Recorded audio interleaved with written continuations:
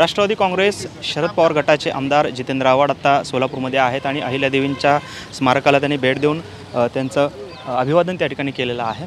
आव्हाड साहेब, खरं तर आज अहिल्यादेवींची पुण्यतिथी आहे। आपण सोलापूरमध्ये आहात, काल तुळजापूरमध्ये होतात।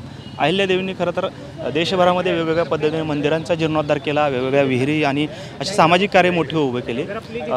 आजचं चित्र काय वाटतंय? तुम्ही काल तुळजाभवानी मंदिरात देखील गेला होतात, तिथं कळसाच्या संदर्भातला एक वाद जो आहे तो निर्माण झालेला होता, काय एकंदरीत तो वाद म्हणजे काय, ते मंदिरच पाडायचं जे प्लॅनिंग सुरू झालं आहे त्याला विरोध असलाच पाहिजे ना। त्याच परिसरामध्ये अहिल्याबाई होळकरांनी विहीर खणली आहे आणि अहिल्याबाईंचं योगदान म्हणजे या देशामधल्या तमाम देवळांचा जीर्णोद्धार या माऊलींनी केला आणि या माऊलींनी पहिल्यांदा दाखवलं स्त्रीशक्ती काय असू शकते। पूर्ण राज्यव्यवस्था ताब्यात ठेवणारी एक आमच्या मातोश्री होत्या, त्यांचा आदर्श हा घेण्यासारखा आहे। पुरुषप्रधान संस्कृतीमध्ये अहिल्याबाई वेगळ्याच दिसतात ना, असं त्या काळात त्यांनी ते घोडेस्वारी करून पूर्ण राज्यव्यवस्था लढाईच्या माध्यमातूनही ताब्यात ठेवली। पण खरं तर अहिल्यादेवींनी एवढ्या मंदिरांचा जीर्णोद्धार केला, मात्र आज तुम्ही जसं काल म्हटलात की बाबा तुळजाभवानीचा कळसाचं जे आहे ते कळस काढता आहेत, हे पुरातन वास्तू आहेत आणि हे हलवण्याची गरज काय आहे? सरकार ना की ते कळस काढण्याची गरज काय आहे? तुम्हाला त्या भिंती मजबूत करता येतात का? ते बघा, ते दगडं व्यवस्थित ठेवता येतात। आता ती तशी दगडं त्या काळातला केवरी काम तुम्हाला करता येईल का? नाही करता येत। ती दगडं आणणार कुठनं तशीच्या तशी? त्याचं कोरीव काम करणारे कारागिरी मिळणार कुठनं तुम्हाला?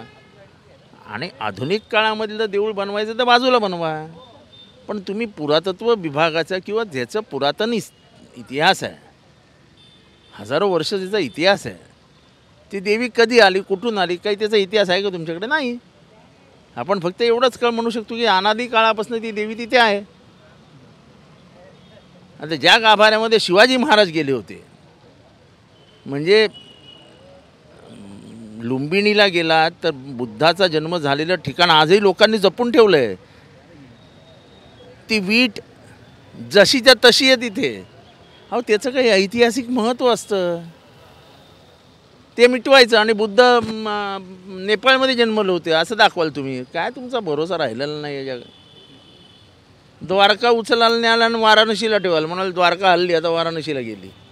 साहेब, खरं तर पवारसाहेबांनी एक गौप्यस्फोट केलेला होता की 2 लोक जे आहेत ते या ठिकाणी निवडणुकीच्या आधी माझ्याकडे आले आणि त्यांनी सेटिंग करून 160 आमदार निवडून आणू शकतो असा दावा केलेला होता। त्याला मुख्यमंत्री असतील किंवा सत्ताधाऱ्यांनी विरोध केलेला आहे की हे खोटं बोलतात, 9 नंतर जाग आले। सत्ताधाऱ्यांना सांगा, राजीव गांधींनी जे आरोप केलेत ना त्याच्यावरती बोला ना। ठीक आहे, आम्हाला माहिती आहे, मला स्वतःला माहिती आहे ती लोक कोण होती, कोण घेऊन आलं होतं, ते काय सांगत होते, मला सगळं माहिती आहे।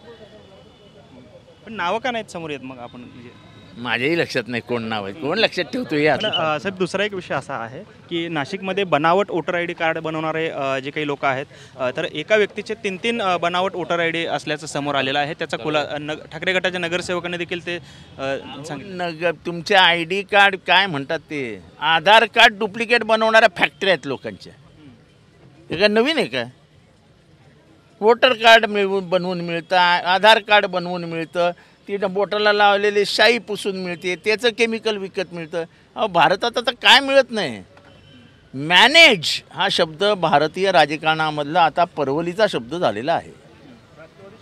धनंजय मुंडे यांच्या बंगल्याच्या संदर्भात वाद समोर येतोय। हा काय माझ्या वादाचा विषय ना, राजकारणातला भाग पण नाही। त्यांना 5 वर्ष त्या बंगल्यात राहिले तर माझं काय जातंय? मी थोडी त्या बंगल्यात जाणार आहे चहा प्यायला। पण ती कारण देत आहेत की त्यांच्या ॲफिडेव्हिटमध्ये माझ्याकडे घर नाही म्हणून ते कारण देत आहेत। बिचाऱ्यांना कुठेतरी घर मिळावं अशी मी देवाकडे प्रार्थना करतो। तर हे होते जितेंद्र आव्हाड आणि त्यांनी या ठिकाणी स्पष्ट केलेलं आहे की अशी माणसं जी आहेत मॅनेज करणारी, ही मॅनेज करणारी माणसं जी आहेत ती मला माहिती आहेत, मात्र योग्य वेळी आम्ही त्याचा खुलासा करू असं जितेंद्र आव्हाड यांनी म्हणताना पाहायला मिळतात। कॅमेरामन विनोद उमनाबादकरसह सागर सुरवसे, TV9 मराठी, सोलापूर।